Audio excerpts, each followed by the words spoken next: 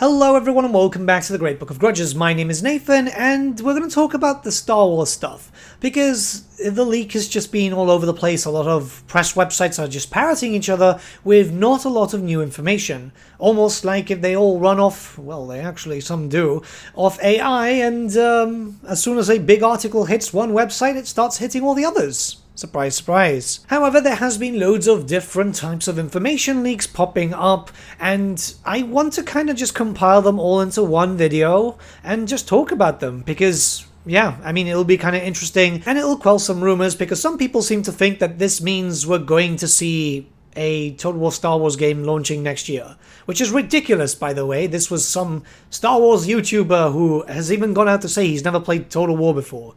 Yeah, that's the person you want to listen to. So let's begin and let's have a proper breakdown of everything that we know so far. Alright, number one. Creative Assembly have actually looked towards Star Wars multiple times. So this is a no-brainer, I believe this one, because multiple ex-Creative Assembly staff members have said that prior to Warhammer they were looking at several IPs, including Lord of the Rings, Star Wars, and a few others. The only reason certain ones didn't happen is because, well, they're too expensive. I imagine Star Wars at that time, it was prior to the whole Disney acquisition, or very close to it at the very least, so at that point people were still really high on the Star Wars train. Then the sequel started coming out and everything went to shit, but yeah. Obviously, it makes a lot of sense for Creative Assembly to have been looking for quite some time now for fantasy and sci-fi IPs to be able to turn into Total War games, because if they can capitalize on the hype of a franchise, they could easily make a lot of money. Ultimately, they decided on Games Workshop because it would have probably been cheaper. Games Workshop IP licenses are generally a lot cheaper.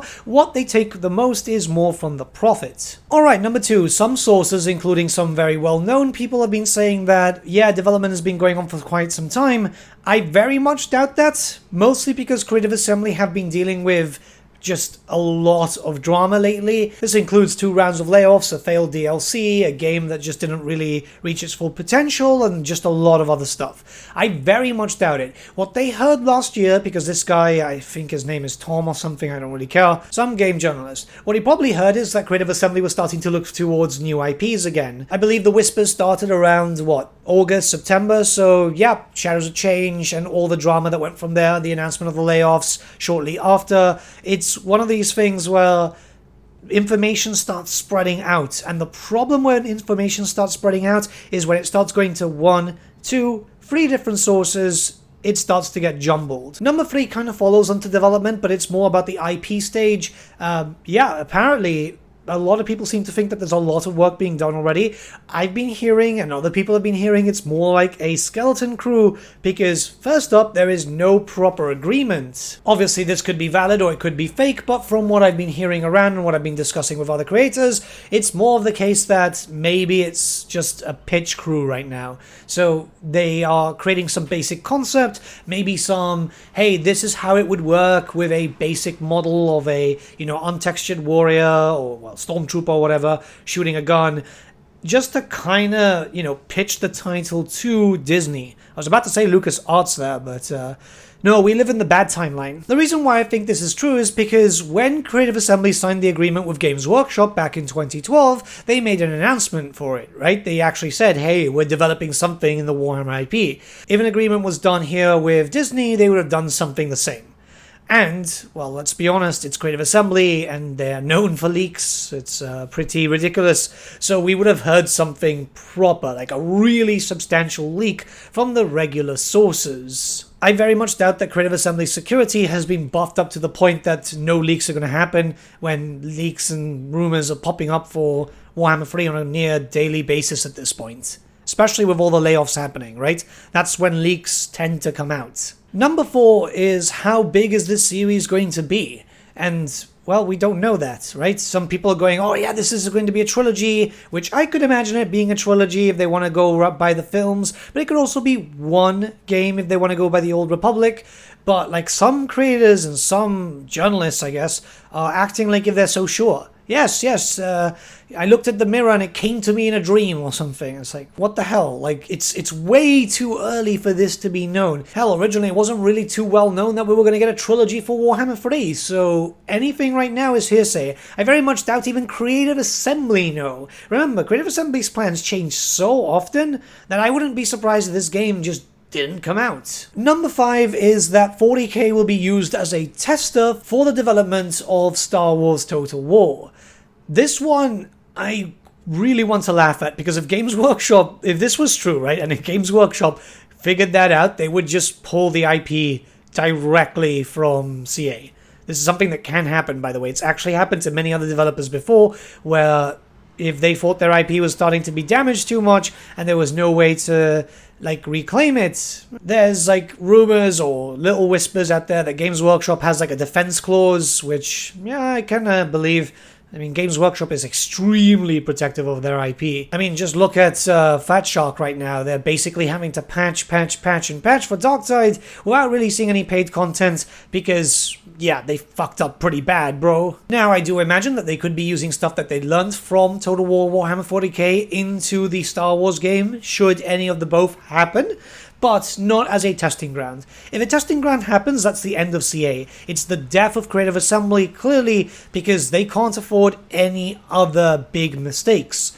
It's not just because of Games Workshop, but Sega will come down on them and all hell will break loose. Sega have come down on them twice. The second time, pretty unjustified, I would say, because a lot of people are going to get fired, and that was before Thrones of Decay came out. So, yeah, it's very, very obvious that they're on very, very thin ice. Hell, I'm not going to lie, the next game is likely going to be a historical before a 40k game comes out, and that's very much for sure going to come out before Star Wars 1, because the agreement is there. If a historical game fails, like, say it's Med 3, World War 1, Empire 2, we don't actually know, but there has to be something coming out that isn't going to be Warhammer related for the first time in a long, long time.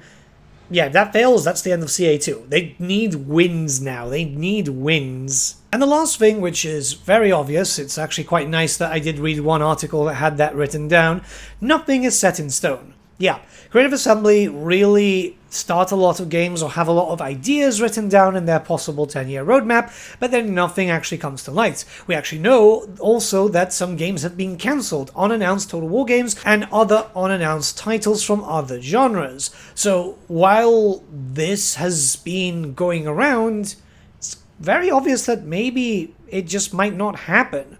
This is the thing. This is why Creative Assembly don't actually start announcing stuff or even acknowledging stuff until something is signed, when it's down on paper, when there's a contract on the table. This is why I said originally that I very much doubt that this is a thing, because it could easily die. Hell, for all we know, that leak could be fake. I'm still kind of thinking it might be a little bit fake, because it's very easy to start fake rumors up and about, and yeah, but at least we had them compiled here, and if anything new pops up, I'll do an update. We'll see how it goes. Time will tell. I really don't think that we'll see this game until, like, maybe halfway into 40k, and yeah, you know, 40k is rumored to be 25, 26, so we could see this by 2030 onwards.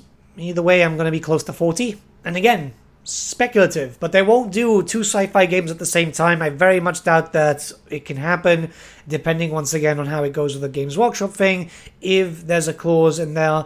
And yeah, Creative Assembly can't really cope with multiple live games at the same time. We've seen this. But yeah, let me know what you guys think in the comments below. Let's start a bit of a discussion.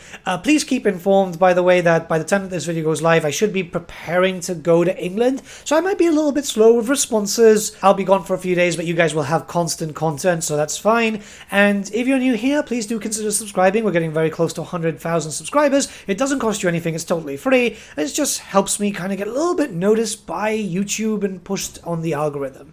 It would be kind of nice to hit it this year, you know? But yeah, have a great day, guys, and I'll see you all again very, very soon.